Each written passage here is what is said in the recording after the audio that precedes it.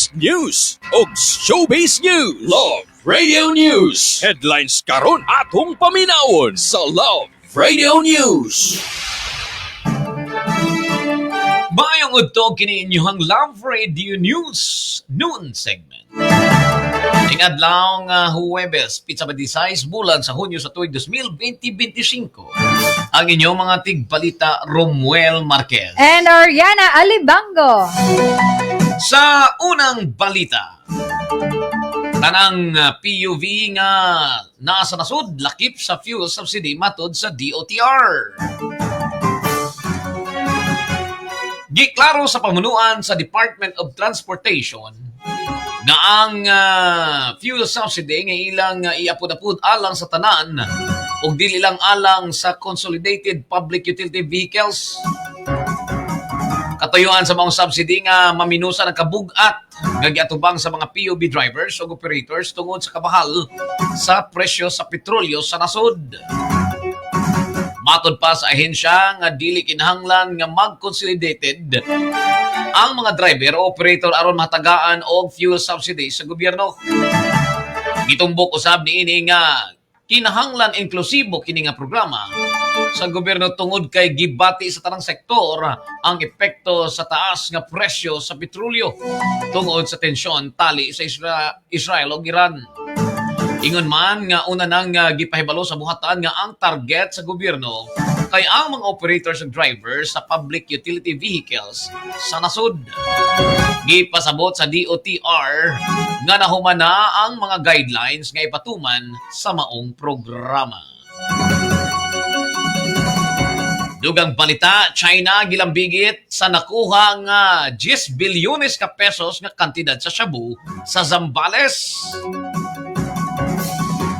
Gilambigit sa Philippine Navy ang 10 bilyones ka pesos nga gituuhang shabu nga nakuha nga naglutaw-lutaw sa kadagatan sa Zambales sa Chinese Communist Party. Sumala ni Rear Admiral Roy Vincent Trinidad, ang tigpababa sa Navy alang sa West Philippine Sea, ang mga pakete sa nasangpit nga druga, markings o klaro nga indikasyon sa posibleng gigikanan niini. Gikadugang pa ni Trinidad nga ang usa ka Chinese militia national ang nadakpan atol sa mga operasyon. Gibutyag nga ang pananaw sa militar posible nga kabahin kini sa paningkamot sa Chinese Communist Party nga gub-on ang kaugmaon sa kabatan-unang Pilipino pinaagi sa pagpuno sa nasod og illegal nga droga. Tungod sa insidente gibanduan sa Philippine Navy o Armed Forces of the Philippines ang pagpalapad sa ilahang comprehensive archipelagic defense operation, ilabi na sa pagmonitor sa sulod sa Exclusive Economic Zone or EEZ sa nasud. Kay namduman sa milabay nga simana duha ka mananagat-usab ang misurrender sa kapin 50 ka plastic packs nga gidudahang shabu nga may mga Chinese markings sa Philippine Drug Enforcement Agency or PDEA. Padayon pa ang investigasyon o panawagan sa gobyerno nga paligunon pa ang depensa sa kadagatan o ang kampanya kontra illegal nga droga. Dugang balita, 19 ka bagyo gilauman nga makasulod sa Pilipinas karong tuiga. Kay matod pa hangtod 19 ka bagyo ang posibleng mamugna o musulod sa Philippine Area of Responsibility or PAR sa wala pa matapos ang tuig 2020-25. Matod ni weather specialist Joey Figuracion, gilauman nga adunay duha hangtod 3 ka bagyo matag bulan gikan Hunyo hangtod Nobyembre ug ang usa ngadto sa duha ka bagyo sa bulan sa Disyembre. Ang tropical depression auring pa lamang ang nakasulod sa PAR karong tuiga apan kini dayong natunaw. Nagpasidaan si Figuracion nga taas ang posibilidad nga ang landfall or maglandfall ang mga musunod nga mga bagyo. Bisan pa og dili kini muigo sa yuta, posible gyapon kini nga makapalig-on sa habagat ilabi na sa mga bulan sa Hulyo hangtod ning Oktubre.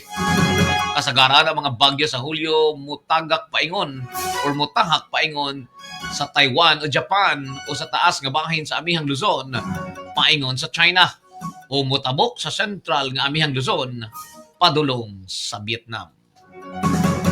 Ugalang sa atong showbiz news, Ariana. Love Radio Showbiz News. Showbiz News.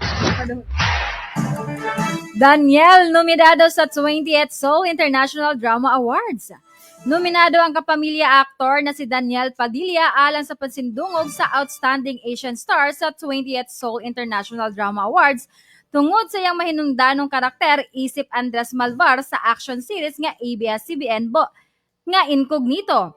Among taho kagikumpirmar mismo sa Star Magic among award kay pagabasihan pinaagi sa Van voting.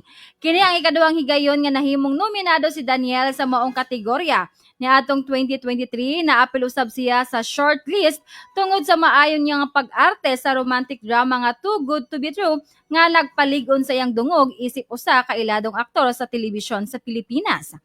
Ang seremonya sa 2025 Seoul International Drama Awards ipahigayon karong Oktubre 2, 2025 sa KBS Hall, Seoul, South Korea. Dungag update, Bini balik na sa Pilipinas human sa malampusong world tour. Nibalik na sa nasod ang Nations Girls Group nga Bini human sa malampusong world tour. Ang 14-city international tour nagsugod sa Dubai ni atong Mayo 18 ug natapos kini sa Vancouver, Canada ni atong Hunyo 21.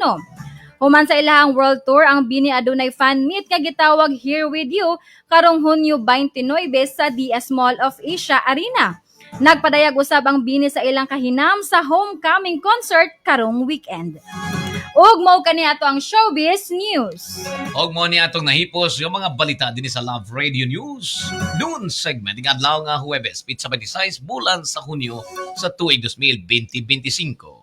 Ang inyong mga tigbalita, Romuel Marquez. And Oriana Alibango. Musunod na, dear Kuya Totoy and Lola Hubag.